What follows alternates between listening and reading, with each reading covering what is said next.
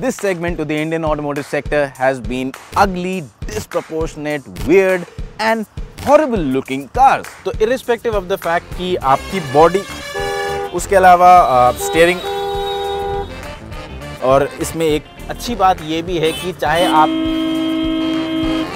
Why the f do people use horns so much in our country?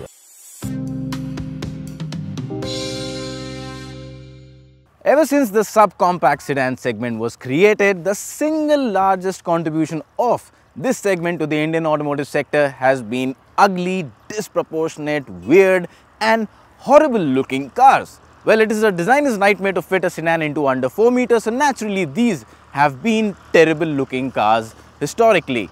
But more than 70% of sedan sales in India come from this particular segment. So naturally, it's a popular segment and more manufacturers are trying to get into it. And now there's a new kid on the block, and that's the reason why we are here today.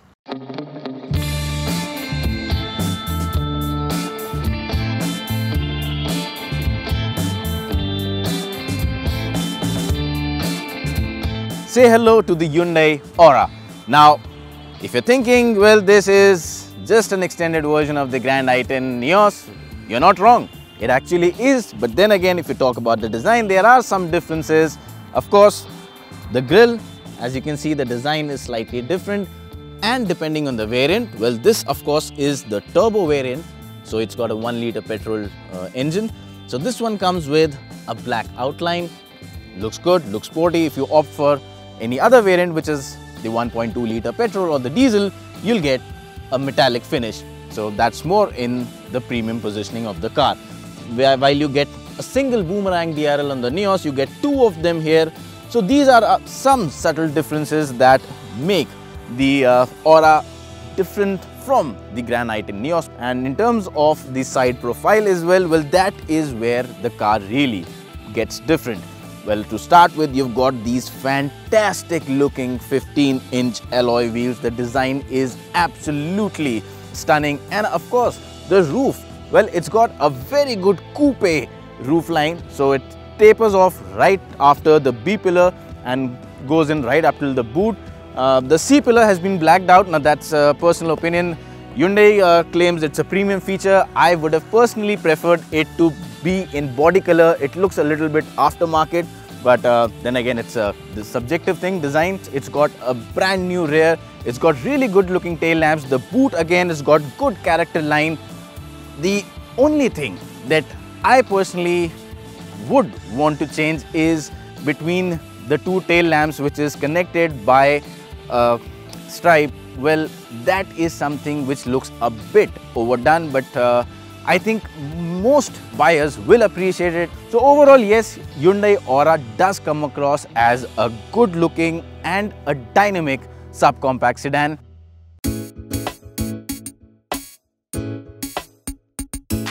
The aura of the cabin is quite pleasant. Now let's start off with the dashboard. Now, since this is an extended version of the Grand i10 Nios, so you can definitely see a lot of similarities, but the differences lie in the fact that you get a dashboard here, which in the center part is colored completely in grey. Now this is because this is the turbo petrol variant. If you opt for any of the other petrol or diesel variants, this part would be in a bronze finish. Apart from that, in this variant, you get the air cons with these red circular inserts, gives a sporty character. On the other models, however, you'll get a silver accent, more in line with the premium positioning. You get a familiar infotainment system here, so you have this touchscreen, gives you Android Auto, Apple CarPlay, and of course the touch response is good. The interface is simple. The instrument cluster, again, similar to what you see on Grand i10, so it has an analog rev counter and a digital display, which gives you a lot of information, right from speedometer to your trip meters and a lot more. The segment first feature in this car, however, is this wireless charging pad that you get here, and it supports fast charging. You also have 2 other USB points here, one of which is again in compliance with fast charging speed, the other one is normal. Beyond that, it is a good looking interior. The materials look good. It is a premium looking interior. The build quality is nice, and yes, it is a pleasant place to be in. Now when it comes to seats, again, the Aura scores well. What you get here are very well padded and cushioned seats, and of course they offer good all-round support. Now this being a turbo has got these red stitching and piping all around the seat with a black shade. If you opt for the other petrol or the diesel variants, what you will get is a grey seat, and yes, so this is made to look sporty, goes in sync with the character of the turbo engine. Those are more towards offering you a premium look. Now once you get inside the rear cabin of the Aura, that is the rear seat, well, again, it is a comfortable place to be in. Now with the driver seat adjusted to my driving preference, you can see I do have a lot of leg room to spare, and I do of course have the luxury of having an almost flat floor, so I can easily slide my feet underneath the front seat. In terms of headroom, again, it shouldn't be much of a problem for most occupants. The seat itself is quite nice. It's got a good rear backrest angle. The cushioning is good, and the under thigh support is quite nice as well. You do get a center armrest with two beverage holders. Now one good advantage in the rear seat is that the headrest here is adjustable, unlike the front seat where it is fixed. You also have these rear air conditioning vents here, and of course a 12-volt power outlet. So overall, the interior, the cabin experience of the Aura is quite pleasant. It is modern, loaded with features, it's got space, and it leaves always a good smile on your face.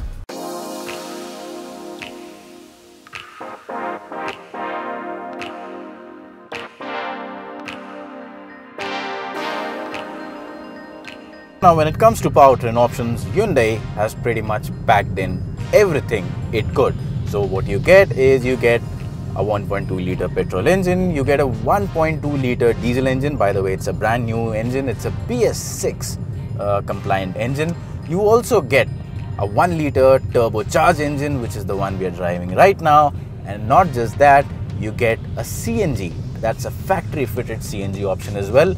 Now you can get the 1.2 liter petrol and the diesel with either of the 5-speed manual gearbox or a 5-speed AMT. The 1 liter turbocharged, however, comes with a 5-speed manual only for now. And well, this is the star of the engine lineup. And if you're wondering, well, how many people are really going to buy a powerful and an expensive 1 liter turbocharged engine? Well, an interesting fact is that the Venue, which actually was the car with which this engine debuted, around 46% of the total sales from the Venue lineup is for the turbocharged petrol variant. So, well, of course, there is a lot of demand for such cars. Well, coming to this engine, well, this engine develops a power of about 100 PS and 170 Newton meters of torque, which is more than enough to move this car at a brisk pace. Now, this being a 3-cylinder turbocharged engine, well, once you cross about 1700 RPM, that's when the turbo really comes into its element, and that's when you get a strong dollop of acceleration.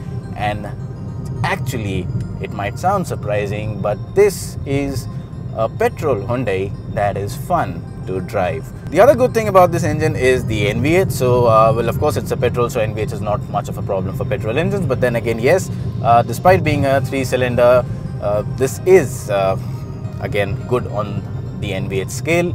Of course, when it's idle, you can listen to some noise, and of course there's some vibration. Once you get moving and once the turbo is into play, well, that's when things smoothen out. The gearbox, again, it's a 5-speed manual, matched nicely to the engine. The ratios are good. So yes, it's a gearbox that complements the engine's performance, and you can actually push this car and have a lot of fun with it. The other engine that we have driven is the 1.2 liter diesel. Now again, that's a good engine for your daily runabouts, for your daily city runs. It's got a power of 75 PS and about 190 Newton meters of torque, so more than enough to move the car at a decent pace. And yes, you have the good option of an AMT there as well. Apart from the 5-speed manual gearbox, it's an in-house developed AMT, again works well, good for your commutes within the city, serves the purpose. So yes, in terms of powertrain options, in terms of engine, in terms of driving performance, Hyundai has hit the sweet spot with the Aura. Handling has been a sore point for Hyundai in the past, but of late Hyundai has worked a lot and has improved in this area, and same is the case with the Aura. So while you have an engine which wants to be pushed hard, it also has a suspension and a chassis that complements it. So yes, you can actually push the Aura to a certain extent around corners without it showing any signs of complaint. There is not much of a body roll, and straight line stability is again almost perfect. You just have to keep in mind that it's not an outright performance car, so if you push it to the limit, well, of course, then you will start seeing some shortcomings. Even the ride quality is quite nice. All the undulations are filtered out well. The suspension does a good job of tackling them, so you do get a good balance between handling and comfort, and that's precisely what the customer in this segment asks for. Now, one segment first feature in the Aura is the driver rear view monitor system. Even while you're driving forward, you can use the rear view monitor to have a look at what's behind you. Can be helpful in certain situations. So, well, again, that's a nice feature to have. Now, one important aspect for a buyer in the sub-compact sedan segment is the boot, and the Aura gives you good boot space, 402 liters to be precise, and the layout is nice as well. The loading lip is not too high. So yes, a good, accessible and a spacious boot which you can pretty much use for your weekend trips as well.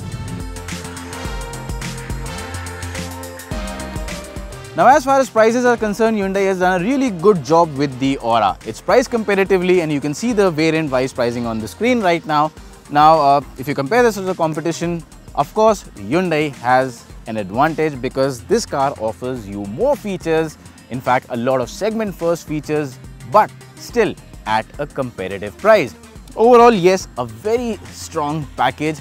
And if you've seen the headline, you must be wondering, why do we believe that this car will go on to beat the Maruti Suzuki Dzire and take segment leadership, which is what Hyundai aims for? The simple reason is that Hyundai has the new 1.2-liter diesel engine, and diesel accounts for about 40% sales in this particular segment, and Maruti Suzuki is exiting diesels with the oncoming BS6 emission norms. So with that chunk of sales gone, well, it is Hyundai that stands to benefit. The car is good, it's priced competitively, it's got great features, and it's pretty much bang in time. If you like this video, please hit that subscribe button and do not forget to share it as well. And for anything else and more such videos, please log on to www.expressdrives.com. Till the next time we meet again, please obey all traffic rules and wear your seatbelt while driving a car and a helmet while riding a two-wheeler.